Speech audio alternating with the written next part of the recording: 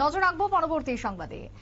তেলিয়ামুড়াতে গ্রাম ভিত্তিক 7-a-সাইড ক্রিকেট টুর্নামেন্টের উদ্বোধন। আজকে টুর্নামেন্টের উদ্বোধন করলেন মন্ত্রী বিকাশ দেববর্মা। তেলিয়ামুড়ার মহারানীপুর জিপি অফিস সংলগ্ন এলাকায় এই টুর্নামেন্টের উদ্বোধন করা হলো। তেলিয়ামুড়া আরডি ব্লগের উদ্যোগেই ছিল খেলার আয়োজন। কি বক্তব্য উঠে এসেছে মন্ত্রী বিকাশের, শুনুন।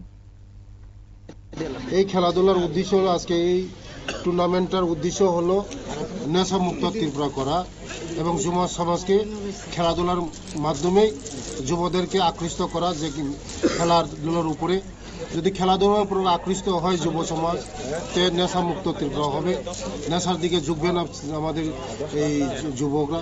তার জন্য এই উদ্দেশ্যটা হইল খেলাধুলা নেশা মুক্ত ত্রিপুরা করা, এটাই মেন উদ্দেশ্য।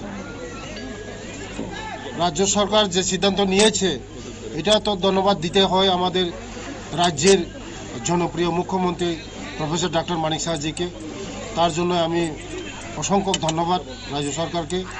এবং আপনারা শুনলেন মন্ত্রী বিকাশ দেববর্মার বক্তব্য। খেলাধুলোকে এগিয়ে নিয়ে যাওয়া, রাজ্যের যুব সমাজকে খেলাধুলার প্রতি মনোনিবেশ করানো, যার উদ্যোগ নিয়েছে রাজ্য সরকার, এবং আজকে তেলিয়ামুড়াতে এই টুর্নামেন্টের উদ্বোধন করে তাকে সাধুবাদ জানিয়েছেন মন্ত্রী। ছোট্ট বিরতির পর ফিরছি, সঙ্গে থাকুন।